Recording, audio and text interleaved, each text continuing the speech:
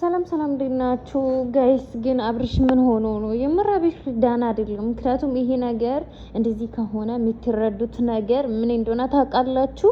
ይህ ቤተሰቦቹ እየተቆጡ እንዳለ እንደዚህ መሆን እንደሌላ በጣም ቤተሰቦቹ ፈቃደኛ እንዳልሆኑ ምናምን ነው የሚያሳየው። ምክንያቱም እሱ በዚህ ሰዓት ላይ ለቤተሰቦች ትልቅ ልጅ ሆኖ የሚያግዝ ትልቅ ቦታ ማድረስ በልጁ እንዲኮሩ ማድረግ ነው እንጂ በልጁ እንደዚህ አንገት እንዲደፉ ማድረግ አልነበረበትም። ይሄ እውነትም እንትን የሚያደርገው ነገር ነው። ጭንቅላቱ እየተመለሰ ከሆነ በጣም ጥሩ። እኛ ከሩታ ጋር ሁን ምናምን ማንም አሁን ሩታ ጋር ሁን ምናምን አይልም። ግን ቢሆንም እንደዚህ ወዲያ ሆኖ አንድ አመት ላይ ሁለት ቀለበት አርግቶ ለሁለት ሴት ቀለበት አርግቶ አንዲቷ ወልዳ አግብቶ ወልዳ ምን ብሎ ሁለተኛ ደግሞ በሱ ንዴትና በሱ ህሊ ሄዶ ቀለበት ስላደረገ ምናምን ይሄ ጥሩ አይደለም። በስሜት እየተመራ እንደዚህ መሆን አልነበረበትም። አሁን ጸጽቶ ነው መሰለኝ። ግን ብቻ ማለት ነው ከባድ ነው ይሄ ነገር። አብርሽ አሁን እንደዚህ ሰሞኑን በጣም ተከፍቶ ያለው ነገር በቤተሰቦች የተነሳ ነው። ምክንያቱም ቤተሰቦች እየተቆጡ እንዳለ ነው የሚሰማን።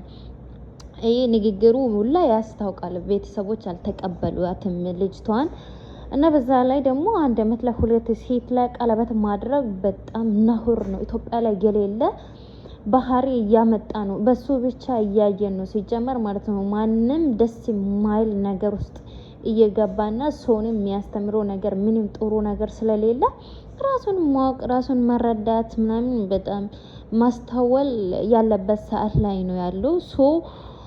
ባለፈው ዳኒ ምናምን ሲያናድድ ሊያደርግ ይችላል። ግን ቢሆንም ስነ ስርዓት ብኖር ትንሽ ቢቆይ ብረጋጋ ራሱን ቢያቅ ምን ነው እሷ የት ትጠፋለች? ወድ ካለው አፈቅር ካለው እያለች እያለቀሰች አይደለም።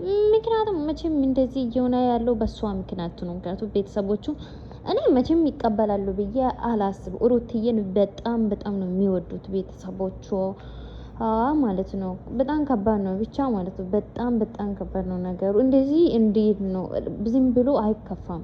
ቤተሰቦቹ እየተቆጡ ባይሆን ኖሮ እንደዚህ ዝም ብሎ አይከፋም። ይህን ያክል ተከፍቶ አንድ ቀን ሁለት ቀን ሶስት ቀን በጌታ ይህን ያክል አይከፋም ነበር። ግን በጣም አሁን በጣም ሀሳብ ውስጥ እየገባ ነው። ማስታወል እየመጣ ነው መሰለኝ። እሪ እያለ ያለው ሰው ከጎኑ ምናምን አሁን ትንሽ ገለል ብሏል። ምክንያቱም እነሱ የሚፈልጉ እንደዛ እንዲሆን ነው። እና ሁሉም ዳኒም ቢሆን እንደዚህ ሆኖ በቃ ጭንቀት ውስጥ እንዲገባ ነበር የፈለገ። አሁን ጭንቀት ውስጥ ገብቷል ልጁ። በጣም ከባድ ነው ብቻ ማለት ነው። በጣም በጣም ሲጀመር አብርሽ እየሰራ የነበረ ነገር ምንም አስተማሪ አልነበረም። ሁሉም ነገር የሚያሳፍር ነገር ነው። እንዴት ያደረገ ነገር ሁሉም ጥሩ አይደለም። ምክንያቱም ይሄ ወንድነት አይደለም ብላለች እኮ ሩታ። ወንድነት ማለት ሴት መቀየር አይደለም፣ ያገባኸውን ሴት በስነ ስርዓት ማኖር ነው አለች እኮ።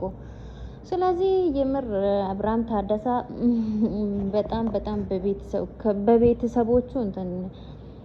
ቤተሰቦቹ በጣም እየተቆጣ ያለው ነው የሚሰማን እና ፈጣሪ ማረው።